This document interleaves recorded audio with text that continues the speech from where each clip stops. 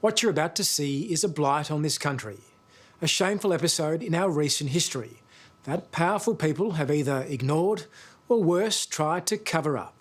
And it's likely it would have remained a dark secret, but for the courage of brave whistleblowers. One of them is Alysha, and she's made the tough and dangerous decision to speak up and shine a light on this disgrace.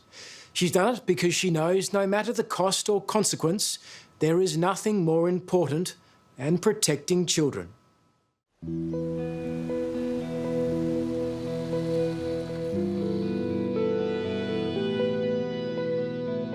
It might be in a beautiful part of the world, the rich farming land outside Deloraine in northern Tasmania. But there's nothing nice about the Ashley Youth Detention Centre. It's a prison of shame. Here, good didn't stand a chance against evil. People have been harmed. Children have been harmed out at Ashley for 100 years. Its history is horrific and dark and scary. It's been 18 months since Alysha left the prison on stress leave. Despite still serving as a public official, she's decided to blow the whistle on what's really happening inside. That's it. And this is the first time you've been back since you've left? Yep. What are you feeling? Exactly the same as I felt every day when I left work, I guess. Just that it's completely inhumane and wrong that there's children in that facility. I've said to them that I believe them, and I've said to them that I'll do everything that I can to help, and I will. If it wasn't for whistleblowers like Alysha, it's unlikely we'd know what really went on here. How vulnerable children were mentally tortured and sexually abused, their basic rights ignored by a cabal of staff.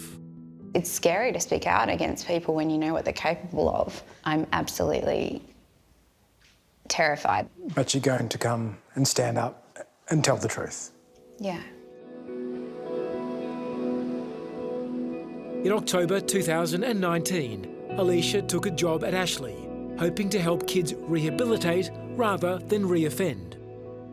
A lot of them have come from really difficult homes and backgrounds. They're ticking every box for vulnerabilities.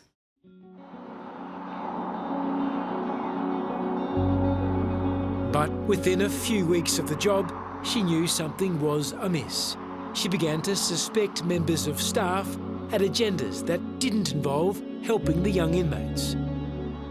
At first, it was the way they spoke that concerned her. What did you hear them say? They've been called little shits, useless pieces of shit. I was present when one of the managers of the centre told a child that if he didn't do X, Y, Z, he was going to turn him into an owl. And I said, "What does that mean?" And he said, "I'm going to cave his face in." Sorry, he said he's going to turn him into an owl? Correct. Which meant that he was going to cave his face in? Yes. Hearing the way that they were spoken about was very distressing for me, and that was something that set off huge alarm bells. It was a much bigger job than I was prepared for. But it wasn't just verbal abuse. Alysha also quickly discovered a young female inmate had been left alone by staff and sexually assaulted by male inmates. She was horrifically harmed. What happened to her? They were unattended for so long that the boys were able to organise someone to be a watch or a guard at the door, and the other boys took turns sexually abusing her. Was that reported to senior staff at the centre? Yes, it was. Were police called in? No, they weren't. The victim was one of many that Alysha found out about. Under Tasmanian law, we can't identify the children and teenagers who've been locked up here, but we can say that there are hundreds of alleged victims over many decades. Another victim, who we'll call Rachel, was remanded to Ashley in 2012. Her story is as horrific as it is common at the youth prison. I was 14 and the first time I went in there was for stealing a bag of Doritos. Stealing a bag of chips? Yeah. You sent to jail? Yeah, 3 months. Do you remember your first day inside? Yeah, I remember I was the first girl that had been in there for about a year, so I remember there was a lot of comments. The boys were very excited to see me. A few weeks into her imprisonment, she complained of being sick. But instead of the staff calling a doctor or a nurse, she was examined by an unqualified male staff member. Rachel knew instantly that this wasn't right. He got me just to lie on the couch and basically proceeded to feel around areas that I now know were nowhere near my appendix, and then didn't take me to the nurse afterwards. Yeah. It was a sexual assault? Yeah, it was. Yeah, and I felt violated and it was really uncomfortable and, yeah, it wasn't what I asked for. I needed medical assistance. Did you feel like you could say anything while this man was... No. Why not? No. Because in that moment, like, I don't know, being a child and having an adult tell you to do something, like, I don't know, I just didn't feel like I was in a position where I could kind of talk up or ask for help or anything. Rachel told a female youth worker about the assault, who helped her complain to the Ombudsman. But she says the only punishment the male staff member received was 2 weeks paid leave. He sexually assaulted you and got 2 weeks paid leave? Yeah. And then came back? Yeah. And kept working with you? Yeah. Rachel's story isn't unusual. There was never a time he was around me where he didn't touch me inappropriately. This former detainee we'll call Andrea says abuse was routine. She recalls one male staff member who couldn't keep his hands to himself. He would grab my bum and he would do night shift and I'd be in a shower. He would unlock my window in my bathroom. And stare at you in the shower? Did you have the ability to say stop? Or... Yeah, I would. And would he stop? No, he'd just laugh. Many years have passed now. Why do you think this guy's conduct towards you has stayed with you for so long? I feel my main problem was management's handling of it. Like, obviously, it was gross and horrible what happened to us in there, but the way management handled it and hid everything.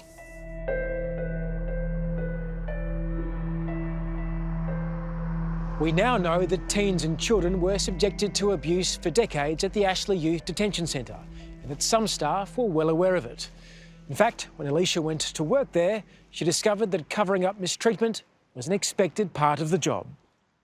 What did staff tell you about what happens to staff who rock the boat or speak out about allegations? Straight away, and I was shocked by the openness and the brazenness about these comments. It was like, what happens in Ashley stays in Ashley. Basically, you've got to fit in or f*** off. But I was also told, as time went on, that in regards to myself from a colleague, that snitches get stitches. Snitches get stitches, which was a warning to you if you spoke, there'd be reprisals. Yeah, that I would be physically harmed. When you tried to raise allegations internally of kids being sexually assaulted, what was the general response from senior management? I can't say that there was a single incident that I reported that was responded to in a remotely appropriate way for the children. In the end, Alysha decided she had no other choice but to become a whistleblower. You're describing the alleged rape of young inmates. It's not alleged, the footage exists. You've seen the footage? Yes.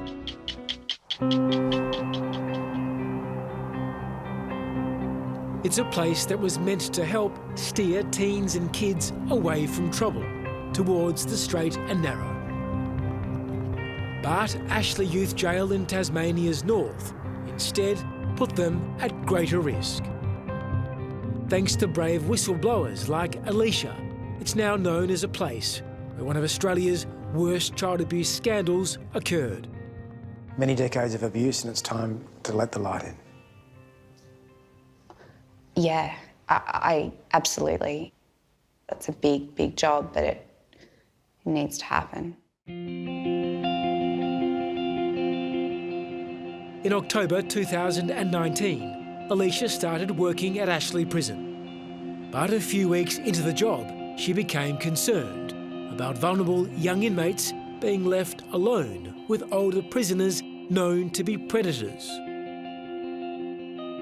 Alysha says she reviewed shocking CCTV showing rape. In this case, those two boys did end up in this unit and ended up alone with two older offenders who forced them to remove their pants, and they proceeded to penetrate them with a bottle. And on the footage of this incident, once it was over, the two boys kind of got up, and what really broke my heart was that they pulled up their track pants, you know, their Ashley issued track pants, as high as they could, and they pulled the thing and they did all these like double knots as tight as they could and ran out of the room. You watched that on the CCTV? And I've read the reports, and So those children, every time that I've seen them since then, they're tied up, tight as possible. They were never offered any help, even a debrief, any support. Alysha isn't the only insider raising concerns. We've obtained a leaked report written by a psychologist working at Ashley. In October 2019, she warned senior management that vulnerable inmates were at risk of serious harm because they were getting left alone with possible sex offenders. Still, nothing changed.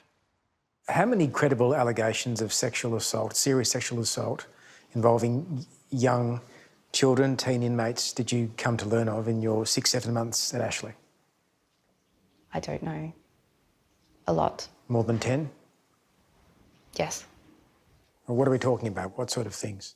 Serious beatings that could have easily killed people.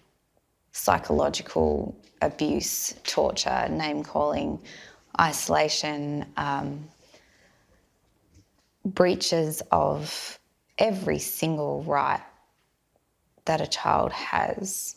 Of the credible sexual assault allegations you discovered, how many were reported to the police? The sexual assault allegations? None.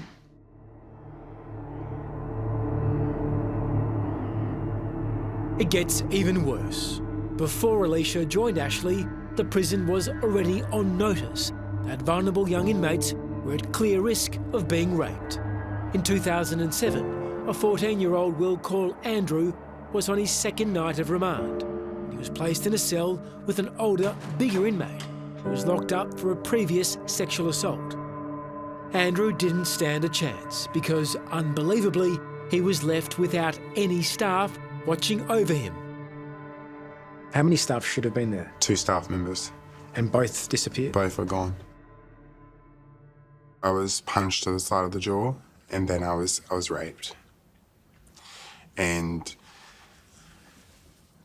the feeling to know that, like, you're left there and there's no help, it's gutting. It's gut-wrenching to know that it had happened and they allowed it to happen and there was no help. There was no justice. There was nothing. I was left violated and bashed. They didn't take me to see the nurse until the next day. And still to this day, I remember exactly how it happened, and I still see it in my brain because there was no help. There was no cancelling after it happened. You were 14 years old at the time. That's correct. This shocking failure was part of a long history in Tasmania of covering up abuse and silencing victims. But it's the case of this man, James Griffin, that highlights the failings of state agencies to stop child abuse in Tasmania. So they sent a suspected abuser to a place with even more vulnerable children. A known abuser.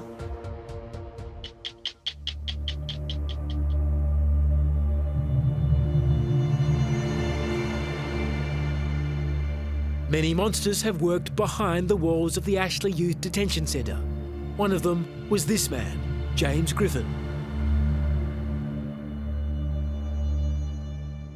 Griffin began working at Ashley in 2017, but it's how he got the job that's outrageous.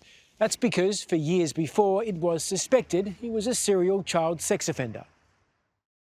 I was 11, he was 59.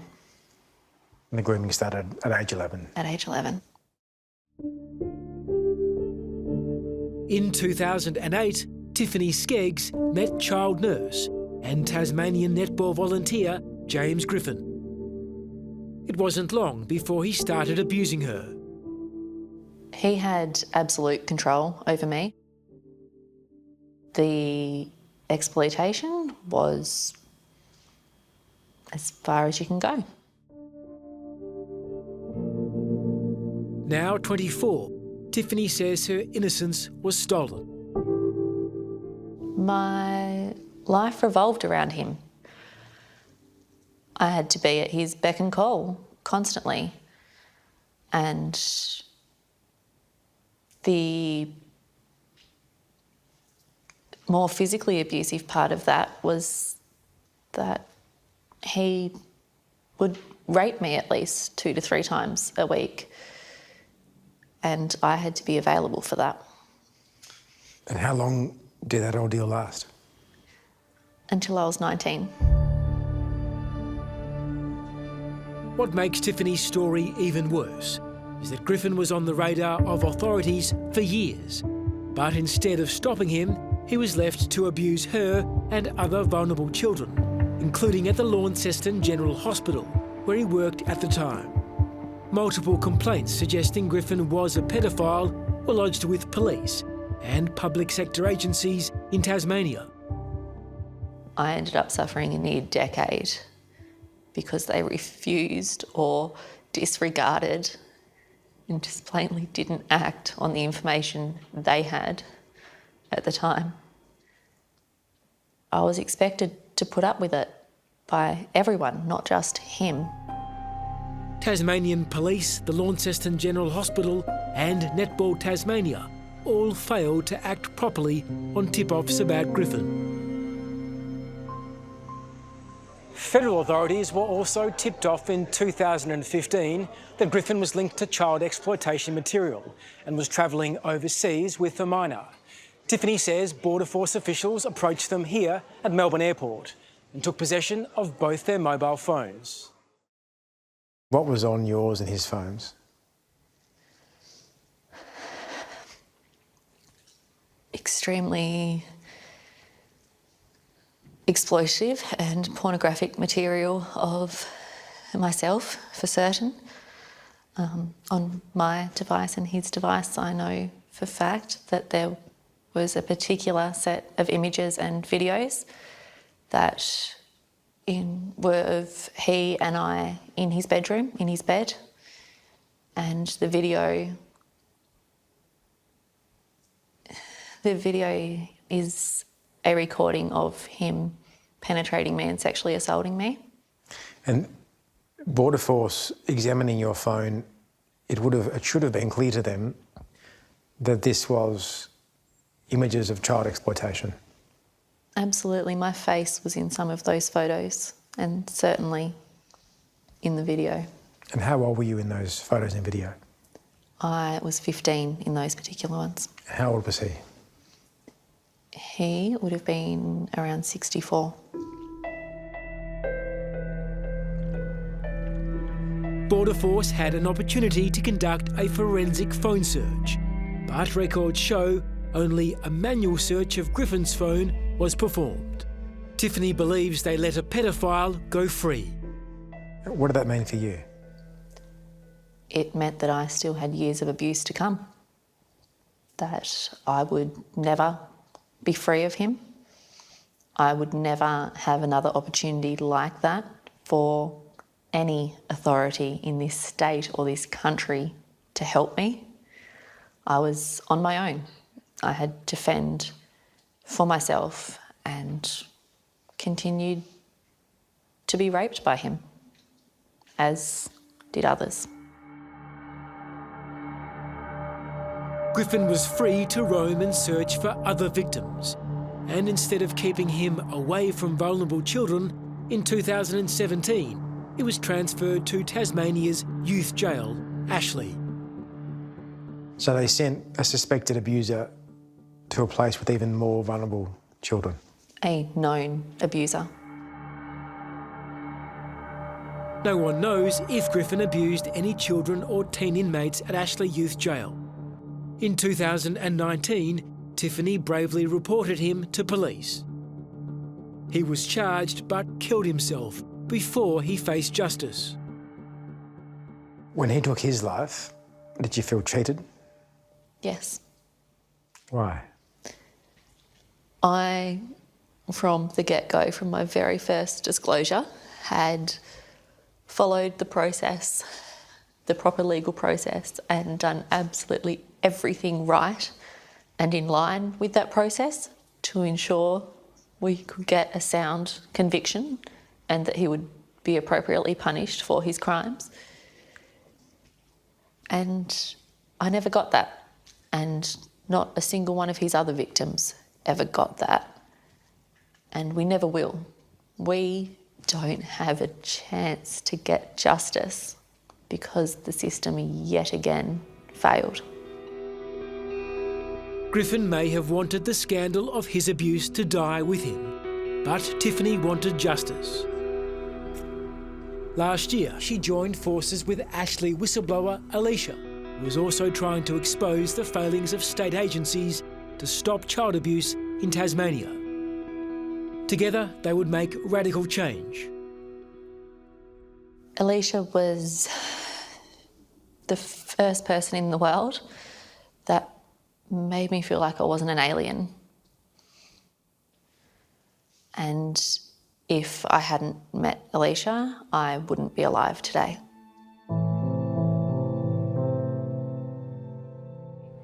Tiffany and Alysha have become the public face for the battle against child abuse in Tasmania. In March last year, after the scandal about Griffin and the Ashley jail began to leak, then Premier Peter Gutwein called a commission of inquiry into institutional abuse. Months later, he sat down with Alysha. Did you tell him that kids were being assaulted, raped, bashed, abused in Ashley? Yes, and that he had a responsibility to protect those kids. He had a responsibility to act. The following day at 12 p.m, he held a press conference to announce that in 3 years, the centre would be closed. It was a bittersweet victory. For Alysha, it's 3 more years that kids are being put at risk inside Ashley. She's hopeful the Commission of Inquiry will eventually expose the abuse and cover-ups. Senior lawyer Angela Cedrinis is leading a class action to sue the state of Tasmania on behalf of dozens of victims who say they were abused inside Ashley Detention Centre. We've got about 150 claimants who allege abuse at Ashley, and really it just keeps growing. We see more and more people coming forward. How can more than 150 people allegedly be seriously abused and the state and Ashley get away with it? Well, they've gotten away with it up till now. It's actually hard to fathom because any human being, the thought of a child being abused is just so difficult to deal with. Do you think there's still predators, pedophiles in the system in Tasmania today? Absolutely. How? I do. Well, apart from anything else, we're still getting quite contemporaneous complaints. How does it happen? Really across all sections of the system, if you want to call it that, there are still gaps and there are still failures.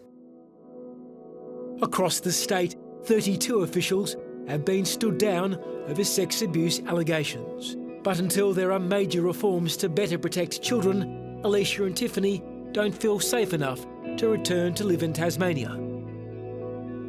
For now, they find comfort in each other's company and the shared experiences of other victims and whistleblowers. What has been the impact on you and your family for speaking up for the young inmates at Ashley? It's completely upended and destroyed our lives. Once I removed myself from the site, they said, oh, well, it's not safe for you to go back. And I thought, well, you've got exactly what you wanted, you know. I won't be reporting and causing trouble for you any longer. But I didn't stop. I kept escalating my reports. And you haven't stopped? No, I can't. Hello, I'm Liz Hayes. Thanks for watching 60 Minutes Australia. Subscribe to our channel now for brand new stories and exclusive clips every week. And don't miss out on our extra minute segments and full episodes of 60 Minutes on 9now.com.au and the 9Now app.